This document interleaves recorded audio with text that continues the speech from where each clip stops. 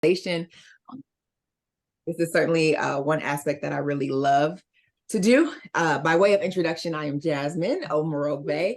I serve as a senior solution consultant here with WorkDay. So what that means is I get to travel around and I get to talk about WorkDay's HR product with organizations that are looking at buying it, hopefully and potentially. So I've been at WorkDay for 5 years. I have a background in higher education. So before this, I worked in admissions and student affairs at colleges and universities across the country. And also by night, I have a career consulting business. And so I am heavily involved with helping people from high school students all the way to those who are returning to the workforce, helping them interview for jobs, helping them create resumes, cover letters, helping them set up LinkedIn as well. So that's why I'm super excited about this session, because I'm passionate about people being able to achieve their dreams using technology, right? Whether it's my day job at WorkDay or the career consulting piece. So super excited to be here with you all. I also have the pleasure of having Alex Young and Beth on the line. Alex is our giving and doing coordinator. She also works at WorkDay. She'll probably, she may chime in here and there, but she's at a conference in Vegas currently. So we thank her for being here. And then Beth helps with our Berwyn office. She helps keep us all together in Berwyn. So thank you, Beth, for being here, and feel welcome to chime in as you please. I'd love to take a moment to learn who you all are. Let me make you all big on my screen. But Scott, Kirk, Steve, Chris, if you all are willing to share, maybe just briefly, who you are, what types of roles you're looking for, and then any questions you have about LinkedIn. And if you don't feel comfortable coming off of mute to share, you are also welcome to use the chat. I'll put a quick message in there so you know where it is. So feel free to type it there. But if anyone's willing to come off mute and share this information, I'd love to hear it. I can. I'm Scott Boutreau, Certified Planning Inventory Management, looking for a supply chain job in Central New Jersey or remotely, specializing in inventory control or production planning. If it has a part number, I can manage it. If it doesn't, I'll create one. I don't really have anything that I am looking for a question on. It's just I don't know what I don't know. So I'm always interested in listening and learning about LinkedIn. Awesome. Thank you, Scott. I appreciate your bravery going first. Quick question, Scott. Do you have a LinkedIn profile currently? I have one. It's not good. I'm working on getting it done. Okay, awesome. That's why you're here. Just perfect. Anyone else? Yeah, I'll chime in. My name is Kirk Reinbold. For about 25 years, I've primarily been I've gone through entrepreneurial roles in bioengineering, product development, and working with team development, raising funds, going after contracts for both federal funds as well as some military contracts. Moved into academia for about 5 years and led a research initiative at the University of Notre Dame.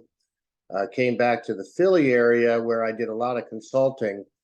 And I kind of went into semi-retirement about 2 years ago. But I've really gotten interest in the clean energy transition technologies and opportunities. And I've been working in that extensively as a volunteer. So what I'm looking at is to be able to transfer my skills to basically a new industry. So my LinkedIn profile and resume are old, and I'm looking actually for assistance to help me draft those two things that kind of can help me tell my story better. Perfect. Thank you, Kirk, for sharing. And glad we can definitely talk about that here. And I love that you mentioned tell your story, because that's the whole point of LinkedIn, right? That's the point of a resume. It's a snapshot of who you are. But I think LinkedIn really helps with the storytelling part, because you can add more about who you are, what you're doing outside of work. You know, it fills in the whole person. So yeah, perfect. Thank you. Anyone else, Steve or Chris, want to share?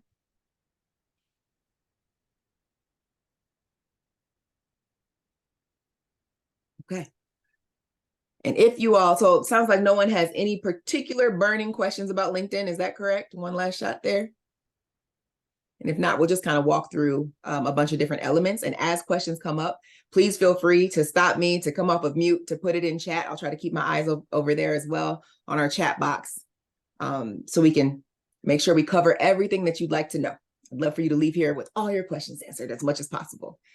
So what I'm planning on kind of walking through or covering would be our profile setup. It sounds like, at least for Scott and Kirk, you already have profiles, so we may Yes. not need to spend too much time there. The activity in the feed, how to job search, and then using LinkedIn to network, and then follow up with people, right? Networking is an ongoing, ever evolving process. So not just one and done of, hey, sending a message, that sort of thing. If you like, we can also talk about the ways that AI, like open source resources like ChatGPT can assist. I know people are using those sorts of things for writing their bios and making their LinkedIn use more efficient. So we can chat about that if you're interested. Yeah, Sure. Yeah, awesome. Awesome. So in terms of LinkedIn, the profile, we're going to jump in. I'm just kind of have some screenshots of my profile here. But one question that I always get is in these sessions is about LinkedIn Premium and whether or not you need to pay to use LinkedIn. I think that is a personal decision, of course, a budgetary decision, but I will say that LinkedIn does offer a lot of features for free. So you don't necessarily have to feel pressured. Of course, they're going to, everywhere you look, they're going to say, oh, if you had premium, you could do this. But I will say fundamentally, you can do a lot of things on LinkedIn with the free version. If you are in an intense job search or you really want to like maximize your use of LinkedIn and it's affordable for you, please, by all means, go ahead and sign up for that premium piece, but it is not a requirement by any means. And so we're going to walk through the different elements of a profile. And I have mine here. And then we'll just kind of talk about the different pieces. So this is LinkedIn's homepage. Again, it sounds like everyone is familiar. If you're not, and you want me to walk through a little bit more of what we're looking at, I can, but this is the news feed. When you hit the icon in the upper left, this is what you see. So in terms of going to my profile, here's what we have. And so this header that is the one that I created on Canva, you'll see as you click around LinkedIn, people have done different things. Some people just have one solid color. Some people have this sort of branding that they've created for themselves, or a picture or a mantra that they believe in. This part is kind of up to you and your own creativity. For me, it's a piece of branding. So if you come here, you'll know what I care about. You'll know what I do, how to reach me. So it's important that highlights, and also my brand colors, and it highlights my personality. One thing that people share is I'm radiant, you know, they connect with me easily, those sorts of things. So I'm using what I know about myself via feedback from people to highlight that quickly, because people maybe looked at my LinkedIn for 2 seconds. But if you look at my LinkedIn and you see a smile here and a smile there, you probably, hopefully, will think that I'm a nice person. And I try to be. You may want to work with me because I'm a nice person, right? As opposed to something that doesn't necessarily display those things. So know that every piece of your profile can say something about you, right? If I had these colors, if they were black and gray, you might get a different sense of who I am versus what I have here. If you do want to create a banner of any sort in here, I'll click the little pencil icon. You can, crop it, adjust it. They also offer, if I were to delete the photo here, LinkedIn has some built-in ones, so you don't have to worry about doing the graphic design yourself. I did this in Canva, which is another free graphic design tool, and they have templates already. So I just kind of popped my picture in there and did a little stuff with the circles, and that was it. But you don't have to go that far. You can just add in anything that LinkedIn already offers as well. It doesn't have to be custom. So with that piece, the banner is one thing. And then let's talk about photos. Super important in terms of, this is the way that you say hello to the world on LinkedIn. So if you have a professional headshot, of course, we would recommend using that. If not, most of our phones are pretty good right now. If you could ask someone to take a picture of you, I wouldn't personally just kind of do a selfie. If not, if anyone else, because usually our back cameras are better than the front cameras in terms of the pixels and things. So if you can have someone take a clear photo of you where you are not scowling, where you don't look upset and angry, where you are hopefully presenting a smile like Chuck has here on video there. Thank you, Chuck. It just makes you look warm and friendly. You want something that makes you look approachable and also professional. And you also want a picture with just you. So I understand some people like their pets, their kids, but this, in terms of LinkedIn, it's a social media aspect, but this is more of a professional one, right? Where you're going to try to focus on you and your work. So we're not really looking for photos of your family in that picture or photos of you and your pet. Like it should be a photo of you that features maybe from the chest up, if possible, just a headshot, not necessarily a full body shot of you in the park next to a tree. So as much as possible, know that this is the way that people are going to interact with you. In terms of privacy settings, you get to determine who sees this picture. So you may want to say, you know, only people who actually have connected with you can see your picture, or maybe you want it to be public. But I know on some of these calls, we've had conversations about privacy concerns. So just know that you don't necessarily have to have your picture be public. But I will say it is most common practice that people will have a picture because, again, it helps people connect with you before they even read your profile.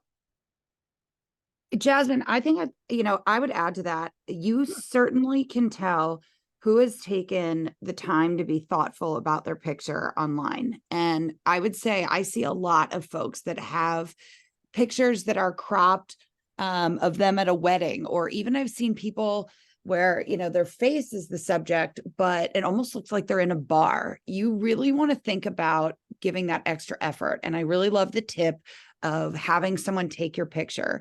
Be thoughtful about your background. It can be plain, it can be active. The one that I use is a professional photo. It's my picture right here on Zoom, but it's thoughtful, it's professional, it's just my face, and the background does not indicate anything other than a professional environment. So you can be creative, it can be colorful, it doesn't have to be you in a suit. I think it needs to be very thoughtful, and you will see, with the exposure that you get to recruiters, this is something that is worth the extra time to ask a friend to help you out in taking a picture that puts your best foot forward, and think about who the audience is really. If you're looking for recruiters to see your profile, you want to put the best representation of your professional self out there. So keep that in mind when choosing a headshot, or when asking someone to help you take the picture. Yeah. Agreed. Thank you, Alex. Anyone else have thoughts on photos or questions on the banner and the photo combo? Okay. I do, Jasmine. Sorry. Sure. Hey, Beth. How did you go about doing the banner again?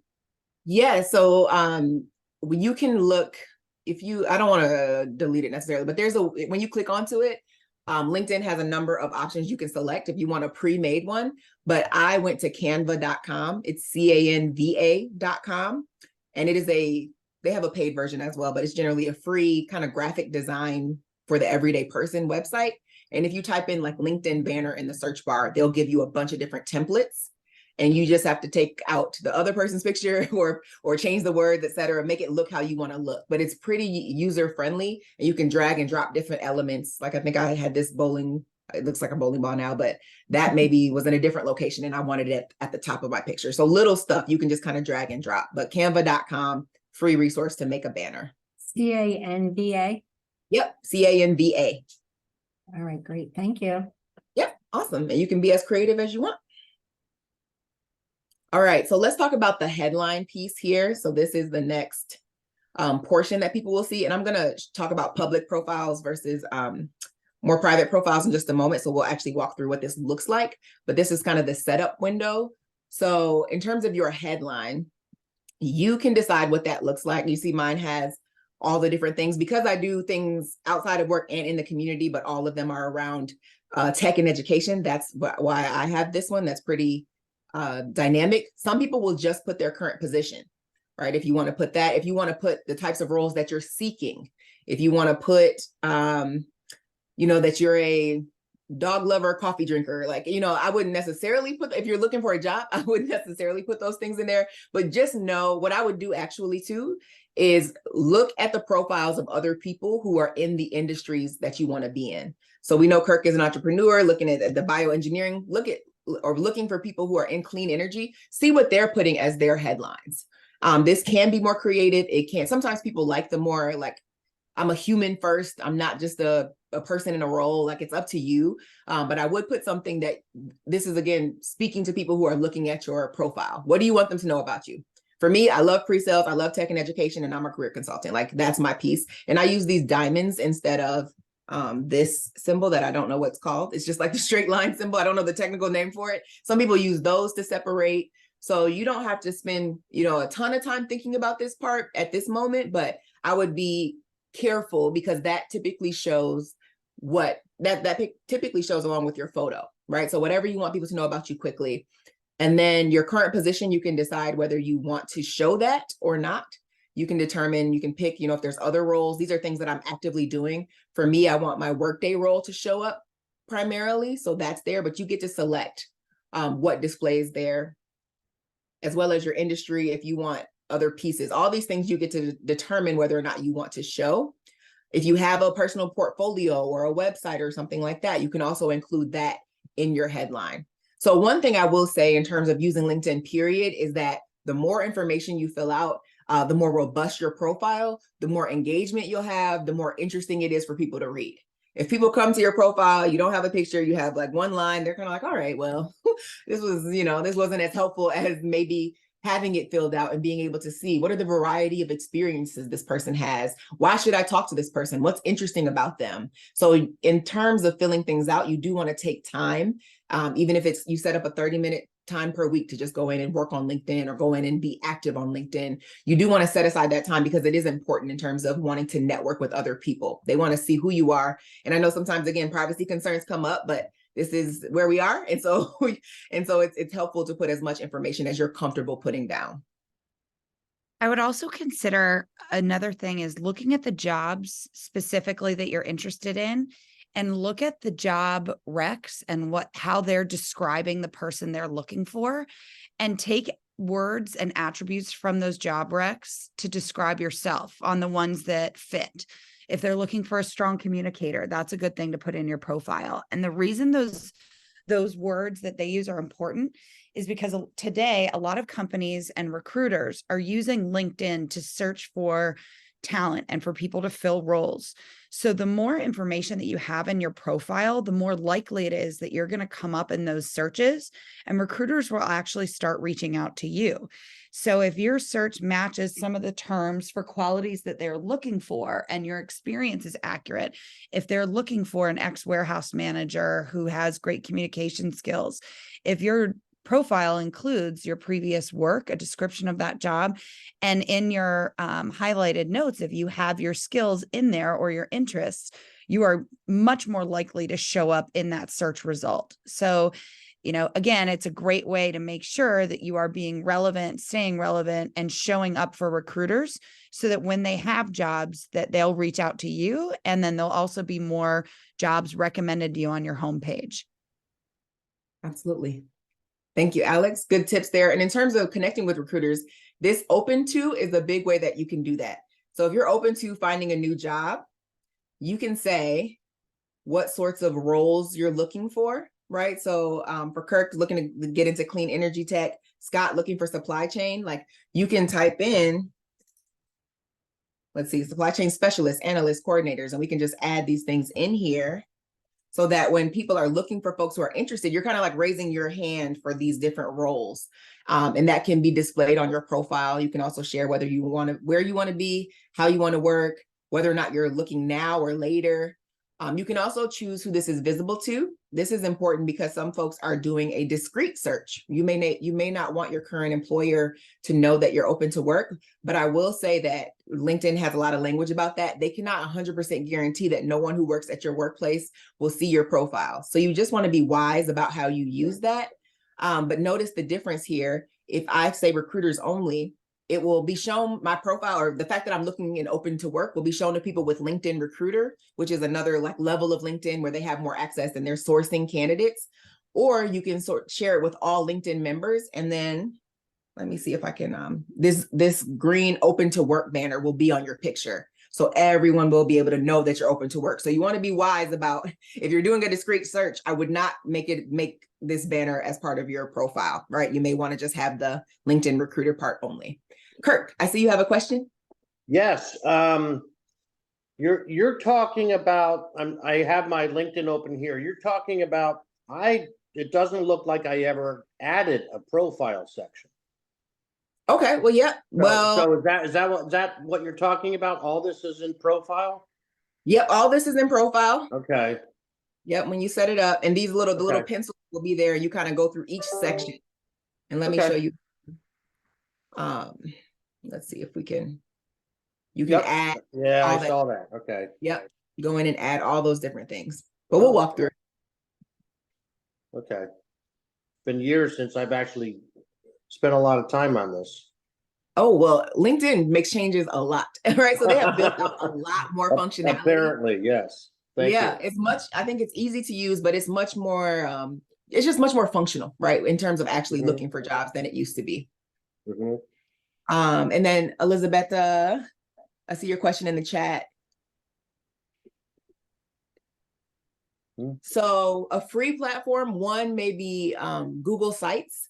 Google Sites will allow you to build a web page, basically. That could be your portfolio. Let me check into other free sites that would maybe let you build a portfolio. I can follow up. And you can connect with me on LinkedIn and then we can talk about that. But I'm not familiar with a bunch of other ones, but I'll look into that. But thank you for the question. Jasmine, I think I understand also Kirk's question because when I look at my LinkedIn profile, I have my headline and contact information, but all the stuff about me and my previous experience, current role is all down in the experience section below the profile. So are you suggesting that you Yes. might want to do both? Have, your list of previous employers and current occupation here as well as up in the profile area? So let me go to my public profile because I'm on you're looking at it from my perspective now. So this is what my profile would look like if we weren't looking at it like from the admin view, right? So I have my name, my picture, there's that information that we share. So you don't have to necessarily have your positions, et cetera, up there. But then here's my about section and here's my experience section down here. Got it. Okay. Yeah. So it's all still there. Yep. You can put as much as you want to up in the headline piece, but and I have this zoomed in, so hopefully you can see better. So I'll zoom out a little bit. I was wondering how you got your picture so big. I'm like, oh, it's her face. I mean, you got the smile, but I'm like, hey, that's a big picture. Yeah. I'm just zooming in because I don't know if people are on small computers, but I'll zoom out if that's okay. We can stay here. Yeah. So you get to determine though. Let me go back a little bit because this is important. The public profile and URL. Hitting this pencil is important because if you do not, you'll see right here, linkedin.com/JasmineOMO is my personal customized URL. If you do not customize your URL, it will have a whole string of letters and numbers, and it will be very difficult for you to quickly give anyone your LinkedIn. So if you can go in there and make it your first name, your last name, this is not my full last name, but this is what the name I use online. So linkedin.com/n/JasmineOMO. It's easy for me to give it to someone. And it is my name. So just like you don't want an email address that has, a whole bunch of a long email that people can't follow. If you come in and make this custom URL your name, it's a lot easier. Thank you. Also, oh, go ahead. Nope, that's it. I just said thank you. Oh yeah, absolutely. So that's a key step because also if you have a resume and you want to include your LinkedIn on there, you don't want it to be some long string of letters and numbers either. You want to be able to kind of have it in your heading. Of course, on your resume, you won't have your address anymore. You may have city and state. You may have your LinkedIn and your phone number, and that's all you need. But it's easier if you've already customized your URL there. Now, what we're looking at is the public profile settings. So I am determining what people see when they go to linkedin.com/n/JasmineOMO. And on the right-hand side, you can edit the content. You can edit what people see because maybe you don't want everyone to be able to see where you work. You may currently, or where you last worked, you may not want people to see your photo. So here on the right-hand side in this panel, it's important to go through and determine what you want people to be able to see, right? You may not want them to know, like I have most of mine turned on because my information is very public already on the internet. But they can see my jobs, but they can't see the details of what I've done, for example. You have to connect with me in order to see the details and my bullet points for each job. So make sure you go through and toggle these. You just click on them to toggle them on and off to determine what you want people on the internet to be able to see about you. right? So I have, again, a lot of them turned on, which is why you can see all of this on the left-hand side, but maybe you just want an about section and that's it. You know, maybe you only want people to see your photo if they connect with you. That's what this part is. Only first degree connections can see my profile photo, or everyone in your network can see your profile photo. You get to determine what that looks like. Mine is set to all LinkedIn members. So you have to be a member of LinkedIn versus public, which is anyone on the internet at large could see my photo, right? I don't want that at this time. You got to be a LinkedIn member to see my face, this is how it appears, right? But then if it's a member of LinkedIn, they'd see that same picture that you all just saw. So before we move on, are there questions about making your profile, like your public profile, or customizing your URL? Anything there? Okay, I think we're good then. Let's talk about these different sections now. So the about section, you'll see a lot of different thoughts about how you use this section, but the idea is that you can use it as a summary of who you are. What do people need to know about you? If there are highlights of your career, right? Really, I've been in higher ed for 10 years. Like, I want people to know that right away. Here are some of my interest areas. Here's like what I do for work, my enterprise resource planning work in pre-sales. And then I also have background in higher education. And then I also have community service. All three of those things are very key to who I am as a person. So you might have, some people will write out sentences like I do. Some people have bullet points. Some people just have quick, like, again, they might be a little cheeky with like, okay, I'm a coffee drinking supply chain manager who loves talking about inventory, right? You can decide what you'd like to put there. And again, I would click around on LinkedIn and see other people's profiles in your industry and what they're putting. But this is a quick place. This is right after your heading. This is where people go to see who you are and what you're about, right? So it's nice to highlight accomplishments or what's special about you. Some people, like here, I have my 3 bullets, and then I have a little story about how all the things that I do connect, right? I'm a consultant, I'm a teacher, I'm able to help people achieve their dreams. And that runs through all the different things that they're about to see on my profile. So you can do a little storytelling here if you like. This is another place that you could use ChatGPT or some artificial intelligence resources where you can say, hey, here's my experience. Give me a 5-sentence paragraph summary about who I am, or help me with my LinkedIn. And it will actually help you and give you a starting point that now you can tweak and put in your own voice, etc.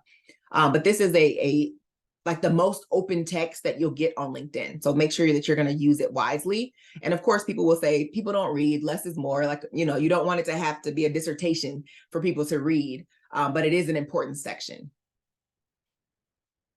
Other pieces here, they will show your activity. Now, this is not something you control or have to put in. Anytime you go on LinkedIn is tracking you as the internet is tracking all of us.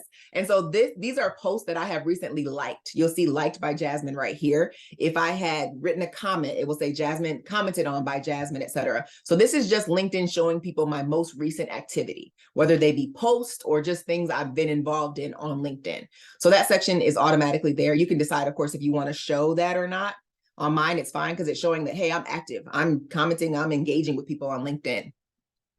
The next piece is the most important part of your LinkedIn piece because it's your actual experience. A lot of times people will just skip. If I go to someone's LinkedIn page, like, hey, there's their picture. All right, what have they been doing? I might skip the about section altogether and just go to what is their work experience. So it's important to be thorough here. You can have multiple positions under the same organization, right? So I've been at WorkDay 5 years, 7 months, and I've been in these different positions since I've been there. So it shows progression. You may also have other places that you've worked. So down here, these are other organizations that I've been a part of. And keeping track of the dates is important because they will tell people, your continuity, your tenure at different places. And again, this is my public profile. So we're going to switch to my actual, like the behind the scenes view of my profile. And here's this little pencil. And that's where I would actually make these updates, right? So if I want to update this section, here's what I would do. Here's my title. I can decide and share whether I'm full-time, part-time, etc. You would type in the company name. If your company has a LinkedIn page, it will pop up here when you type it in. So I know Joseph's People does. Joseph's People. right? So then you could select that, and then that little logo will show. If you are with a company that's like, for Kirk, you're an entrepreneur, your own company, you may not have a LinkedIn page already. Then you can either create one, or you can just type the name in and leave it there, and that's fine. Make this a little larger still. Location, whether you work remote or on site, when you started. If you're not currently working in this role, you can put your end dates here as well. And then you get to write a little summary of what you've been doing. So for me, for some people, they want this to be a copy of their resume. For me, this is like a summary sentence of what I get to do. Hey, I get to do demonstrations for people and change the way they work. You may want to include 1 or 2 bullets from your actual resume, or like more detail about what you do. But that's up to you and how much description you want to give people. But know that a lot of times recruiters will look for LinkedIn, right? They may want to see what you've done. They may have your resume, but the LinkedIn gives them a more full picture. So you may want to have more detail here as opposed to less, but it's up to your style and how you'd like it. Another piece here is skills, right? So adding the skills that you use as part of this experience. So as a senior solution consultant, here are the skills that I'm using, and I can add them. Let's say presentations, right? I can add that. And now if a recruiter is searching for someone who can give presentations, well, now my LinkedIn profile will pop up for them. So you want to be thorough. Think of all the skills that you're using in this particular role, because it's LinkedIn has made advances in terms of using machine learning, et cetera, to be able to now pull in people who maybe didn't think about applying for that job. But now, if you have great teamwork skills, we want to work with you. So a recruiter may reach out to you based on the skills that you share. And then lastly, if you have media, if you have pictures or presentations or something you want to showcase from that particular position, you are welcome to add that sort of media as well. And then you can decide if every time you make a change to your LinkedIn, you want people to know about it. It'll show up like, hey, Chuck updated his experience. Come look at it. Like, LinkedIn is very good at being nosy and trying to get people to come stay on LinkedIn as long as possible and get people to click around and look at different people's profiles. So you can decide if you want that sort of attention, or maybe it's some change that I really don't want to be highlighted. You can turn this off. So your network will not be notified, but when they go to your profile, they'll be able to see that you've added new information. I think that's a really important one, Jasmine. I know a couple of years ago, I didn't realize that I had that on, and I was going in and doing some edits to the profile. And every time I made a tiny little change, everybody in my network were getting all of these, hey, check it, so, my sort of experience said that especially if I'm refreshing a profile that hasn't been tended in a couple of years, and I know I'm going to be making a bunch of updates to it, you might want to hide that until you're ready actually to present yourself again to the folks in your network and publicly. Absolutely. Thank you, Chuck. I'm sorry you had to experience that the hard way. Yeah. Yeah, but that's one. Yeah, that's a good note. You don't want a lot of attention coming if you're just editing and trying to get it together. You can maybe turn that on your very last one or something like that. So it's up to you. Let me discard all these changes. I'll just save this, make sure I don't make any changes that I need to come back and fix. So in terms of this section, you'll do that for the positions that you want to highlight. Mine, I think, let me check.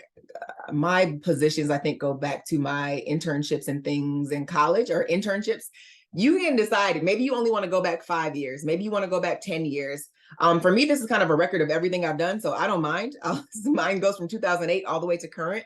Maybe you only want to highlight 2 or 3 of your past jobs. It's really up to you. But notice too, for these ones, I don't have a big description about what I did. They're kind of just, where did you work? What years did you work there? Skills. You don't necessarily have to write out a full, robust description for things that you don't necessarily want to highlight. People aren't necessarily looking at my experience in 2008. They're looking at my experience right now, which is way up here, right? So are there questions at all about this section, the experience, what you should be writing, how that works at all?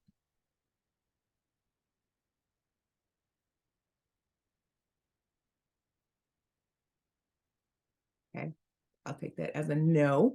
I will showcase just here. This is an example of where I've added media. So I got added to a board of a local nonprofit here, and this was the picture outside of their building. So this is something cool to look at, like just something to engage people. And I also added a post where the organization highlighted me on their Instagram, right? So it doesn't have to be something necessarily super formal, but if there is media, if there's an article where you were featured, or a welcome note or something, or a press release of your joining the company, just think about how you can make it interesting for people to look at, right? Here are YouTube videos of me speaking, any assets that would help add some color and some flesh to what you have on your LinkedIn. All right, so after that section, that's all the experience pieces. Education, you get to decide how much you want to share. I have on here my high school, my undergraduate college, and my graduate program. You get to determine if you want to highlight any specific experiences or relevant coursework.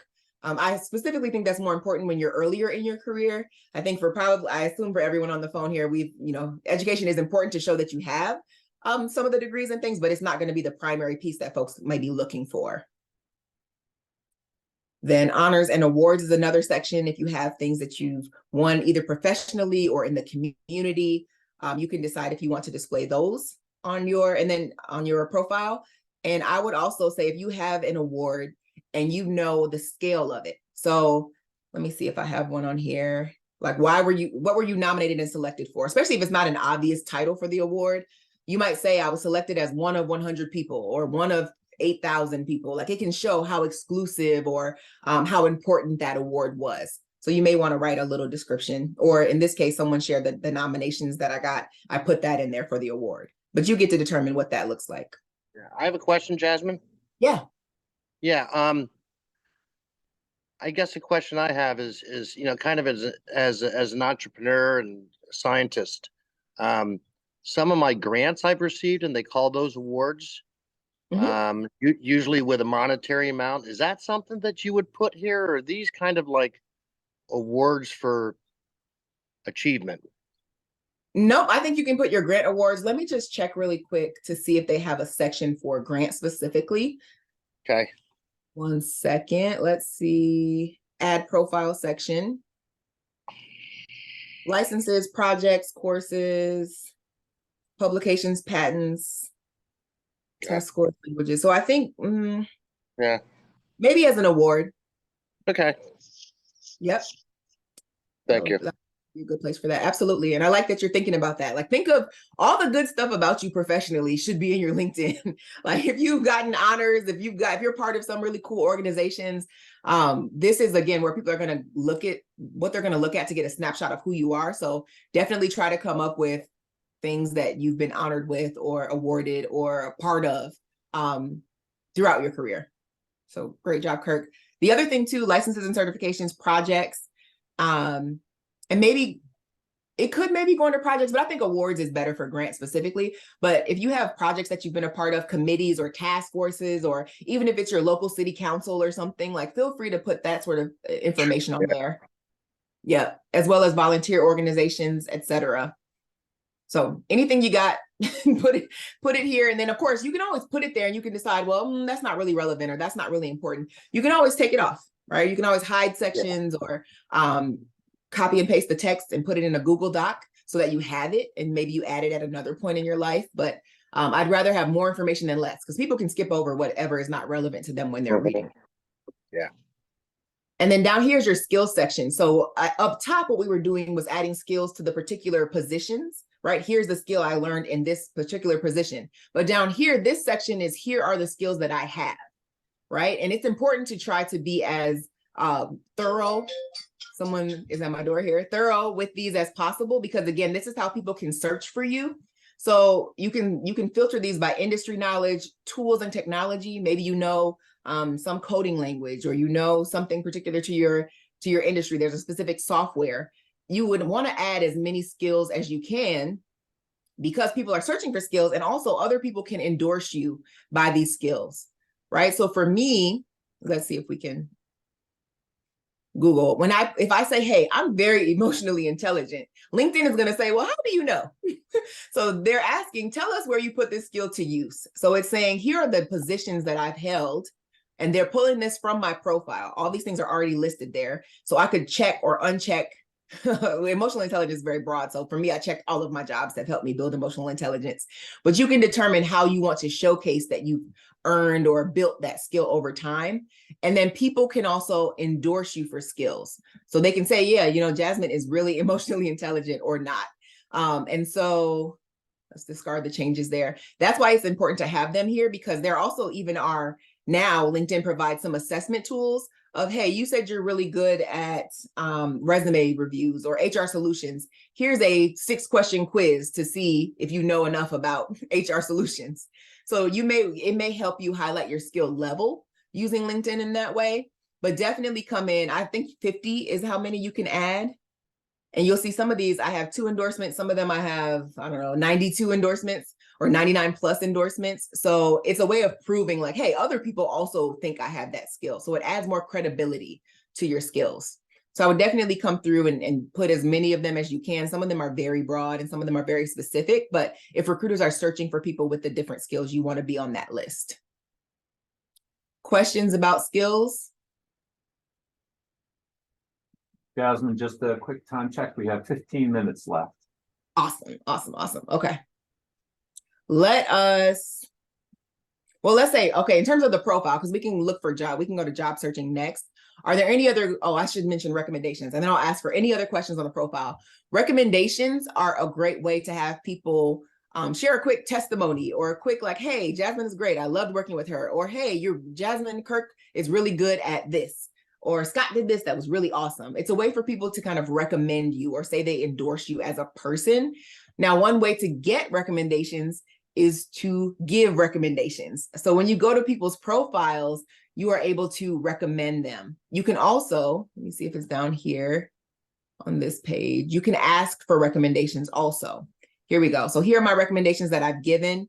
Here are those that I've received. There may be some that I need to approve. Because you can make sure that you want to have it on your profile before you do that. But you can also recommend people, and that's a way to kind of give some goodwill or thank people for special things or give feedback so that everyone can see it as well. So that's another piece that adds more credibility to your LinkedIn profile. And that may be a later step. Like if you're just kind of reworking or revamping your LinkedIn, you may want to wait on that, but it's just another tool that you can use to highlight your skills and experience. Other questions at all about profile before we talk about job searching? We'll come back to this. I have a question, Jasmine. Yes.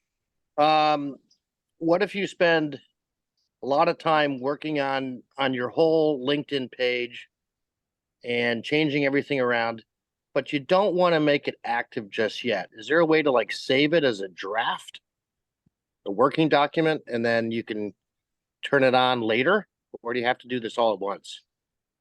That is a good question. As far as I know, there's no like sandbox or like a draft place. I would maybe, you could work on the sections like in a doc and then just copy and paste. Like once you have everything how you want it, copy and paste it over and then make it public. Okay. Let me think about that. There may be settings and privacy. Let me check, because maybe there's a way for you to just not display those sections. Okay. Let me follow up with you on that one. That's a good question, Thank Kurt. you. I'll put my info in the chat. Okay, awesome. I'll grab it before we end here. Jasmine, But I is could there a definitely way see that you can block all of your information unless you actually connect with someone? I think that might be a way to. Yeah. Your connections, I guess, would see it, but if you're not connected yet, or you don't care about people who you've already connected with, I think you can essentially hide your. Yeah. Yeah, you can. You can definitely do that part. I just want to see if there's a way to block it from even your connections, right? Because even those people, you may not want them to see your draft work on there. Right. So yeah. And I would say too, as you're creating LinkedIn, come into the settings. You'll see there's a ton of different options for each of these things. Go through and make sure that your account preferences are set up.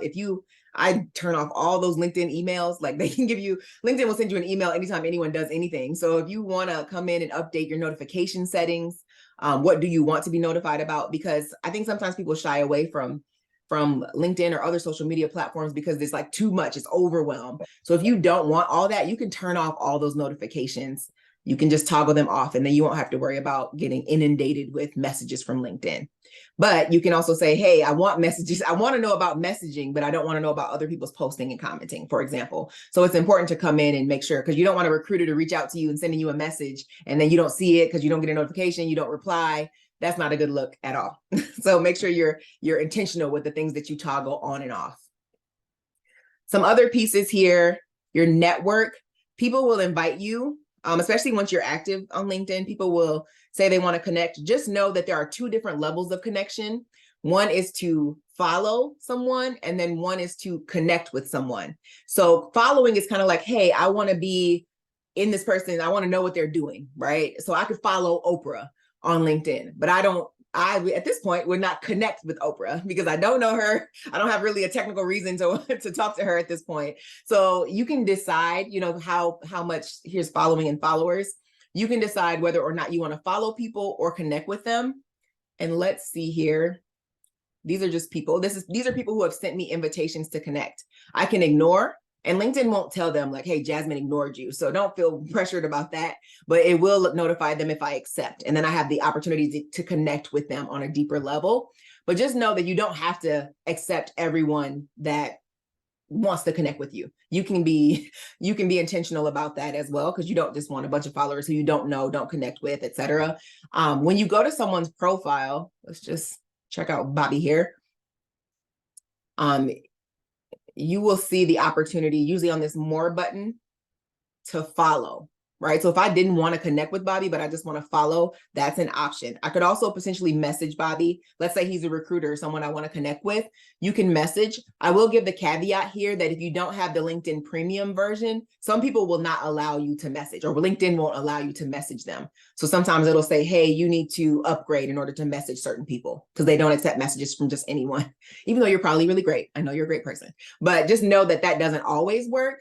Let's see. Yeah. So in this example, I would need premium to message Bobby because I don't know him and we don't have a connection.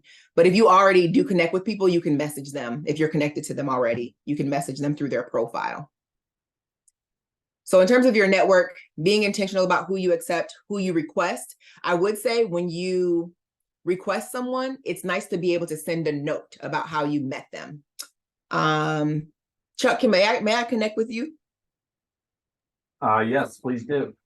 Great. You will be an example for me. Is it Chuck? Rueger. All right.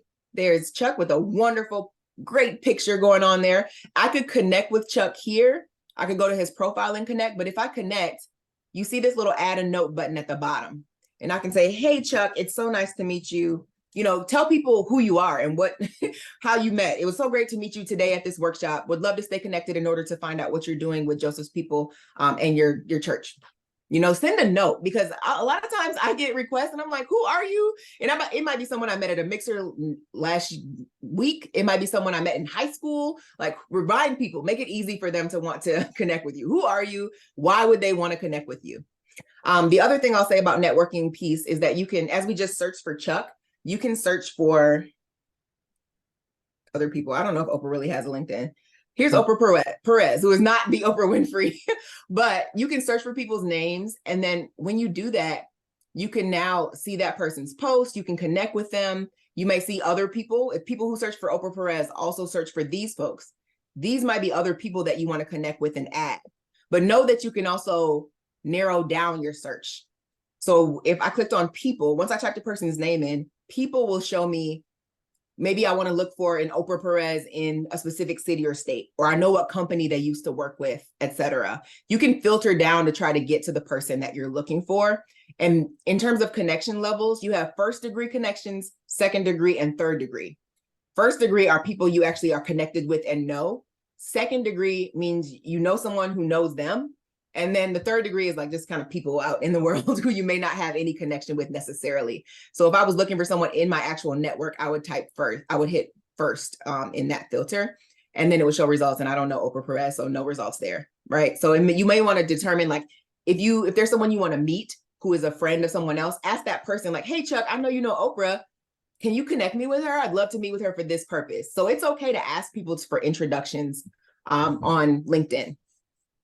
One of the other pieces we'll cover here is jobs. For job searching, LinkedIn has a ton of functionality now for that. We won't have time, of course, to go through everything, but we're doing this systematically because the first step to being great at LinkedIn is having a robust profile. The second piece is now using that and letting, you want people to have something to look at when they come to your page, but setting up job alerts, for example. So for Scott, we're looking for supply chain analyst or supply chain manager positions. Tell LinkedIn what you're looking for, and then LinkedIn will let you know when there's new positions that pop up in that industry or that area. You can also determine, okay, I'm looking for jobs that have in a specific industry or that have flexible PTO or that are remote. LinkedIn will also recommend jobs to me based on your profile, based on your skills. Here are jobs you may want to look at. And then I could go into any one of these, I don't know, and see all the information here. Where is this job located? How many people have applied to it? When was it posted? I will say, in terms of job applications, you want to be as speedy as possible. If you see a job that was posted 60 days ago, 90 days ago, it may be still worth applying, but you want to be on it. So that's why it's so important to have your LinkedIn profile updated, your resume updated, so that as soon as you see something, you can jump right on it. Because sometimes, at least I know for Workday positions, I've had a couple recently where it's been like within the first 3 days, they got so many hundreds of applicants that they're going to close the pool. And now that position is going to be taken down. So you don't want to miss out because you're not ready or because you are taking too long to apply to positions. So keep in mind, all the pertinent information is there. This apply button, sometimes that will take you out to the company's website. Some companies use LinkedIn Apply, where you can use the information that's already on your profile to then apply to the job. It'll fill in all of the information for you. I will say that LinkedIn Apply is easier to use, but keep in mind that means everybody can use it, right? So a lot of times people who don't want to go to the website and fill out a whole application and do all that, they'll use the easy apply way, but it just means that there's a lot more people who are applying to that position. Jasmine, on that, do you know if and I know tomorrow we're going to do a hiring manager's best practices with you guys as well. I don't know if you'll be presenting that one too, but does the recruiters typically get a separate bucket of people who have applied through, like if they're using Workday as an example, would you bucket the LinkedIn applications differently than people who had organically gone to the website and filled out your normal apply for this job application? Yeah, they'll receive them separately. Like it'll say like these people use LinkedIn Apply. It's not a bad thing by any means. Let me just be clear too. I'm just saying it makes it easier for people to do so the competition is steeper. But yes, they'll be able to see that this person came through LinkedIn Apply or came from LinkedIn. A lot of times in the URL that is there, if we were to hit apply on this specific position, I'll talk about this in just a second, but it'll show my source because recruiters want to know, hey, how many people are we getting from LinkedIn? So built in, there's already a way for them to know that you came from LinkedIn typically, but it's not a bad or a good thing necessarily. I will say, notice when I clicked apply, well, now it's going to take me there. I think I closed it too fast, but when I originally clicked it, let's see if we can click on another one.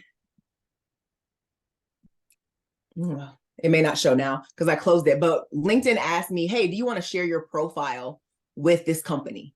So before it takes me to this, the page of the organization, it'll say, it was a thing I could toggle that said, do you want to share your profile with them? So that maybe they'll know, hey, Children's Hospital of Minnesota, Jasmine is interested in positions with you. So maybe the recruiter wants to come in and take a look at me and my profile. So you do want to do that. If you want to be seen and noticed by the organization. It's not a guarantee by any means, but it's a tool that you could use. Jasmine, Right. I'm disappointed to say we've got less than 5 minutes to go, and I did want to leave time for any additional questions. Did you have any specific additional topics you wanted to cover before we open it up to questions and close? Yes, thank you for the time check too. Just as a summary, this is the slide where Alex, our colleague who had to drop, just wanted to share again reminders about your profile photo. Another thing that is great on LinkedIn is actually engaging, right? So this one on the do's list, post and share posts. You can repost other people's posts. You can like it, you can comment, you can share their posts in other ways. So one thing is, once you have your profile set, once you have your job alerts and all those things set, come in and be active, right? Because as much as the more active you are, the more people will see your name, the more people can associate with you as well. Like, wow, this person's really, they're a thought leader, talk about stuff, make posts, make articles to position yourself as someone who's very wise or who has knowledge to share in their area. So that's another piece with blocking time for LinkedIn. Leverage your network. When we just talked about asking a friend of a friend to connect you with someone, that is very easy to facilitate through LinkedIn messaging. So you gotta build your network and then work the net after that piece. And then just a few don'ts about the pictures. Try not to share irrelevant information. Try not to share political views, gossip, anything you wouldn't want your employer to be seeing, or anything that could be viewed as controversial. I would stay away from those sorts of things. But also, I'm available if you have questions. You can collect with me on LinkedIn as well. I know there'll be a session tomorrow. So thanks again to Joseph's People and Chuck for being here and having us. But are there any, in the last 2 minutes, any other questions or things people wanted to chat about? Yep. I have And a I know- question. Go ahead, Beth. I always have questions. Yeah. So I know you didn't get to networking, further along down the road because of time. But in the past, when, I've listened to different seminars and talks like you're providing for us, Jasmine, and they were saying, to reach out, if you apply for a job, go out and look for whoever the hiring manager might be for that company and reach out to them, etc. Do you advise that? I do. I will say you don't always know who the hiring manager is Right. because of privacy needs, but sometimes a person will say, hey, I'm hiring someone on my team. Then yes, I think go ahead and reach out to that person. Or if you have a recruiter who's posting things, you can ask the recruiter, hey, are you able to share who the hiring manager is? So I do say, yes, it is good to reach out with a question or, hey, here's my experience. I see I'm missing this or I have this, do you think I'd be a good fit? But I will say, keep in mind that especially now in this landscape, when recruiters and hiring managers open up positions, they're getting tons of inquiries, right? So just be mindful. It doesn't hurt you to reach out because they may respond, but don't take it personal if they don't. But I do think in general, it's a good practice. Because I don't take it personal that they don't, but I have yet to have someone reach back out to me after I've made an inquiry, which is a little disheartening because, you're doing your due diligence. So if that person doesn't connect with you, do you advise that you reach out to them a second time or do you leave it at that? What do you think? As someone who receives inquiries, I say leave it at that. But Really? understand as a job seeker who really wants to put your best foot forward, you may do like a quick, hey, just wanted to follow up. I know you're very busy or that sort of thing. But I will say too, sometimes you have to trust the application process because if you were a good fit if you applied for it, if you were a good fit and for whatever reason didn't move on to the interview phase, okay, well, maybe that wasn't the opportunity for you. So keep in mind, but I would say be wary of continuously reaching out to people who aren't responding. Okay. Yeah, Thanks. I know that's hard, but Well, you wonder if it's being seen, and then, the old adage, squeaky wheels get the grease. So. yeah, a balance between those. Well, And I know I hate to be the squeaky wheel, but it's 1:00, 1:01 actually. And I actually need to drop another meeting that I'm joining virtually just started. So I want to thank everyone who's joined today. Jasmine, phenomenal job. I certainly learned a lot. I hope Chris and Elizabeth and Kirk, you guys did as well. Beth, it was nice to meet you. Nice to meet you. Another reminder to, anybody who's interested, we will be hosting another one of these sessions tomorrow with WorkDay about how hiring managers view or what they're looking for in an interview setting. So be great if you can join that one. You'll find a link to that session on the josephspeople.org website, as well as the other events that we're doing at chapters all around the region. But thanks everyone for joining, and we'll talk again soon. Thank you. Thank you. you. Thank Take care. you. Bye.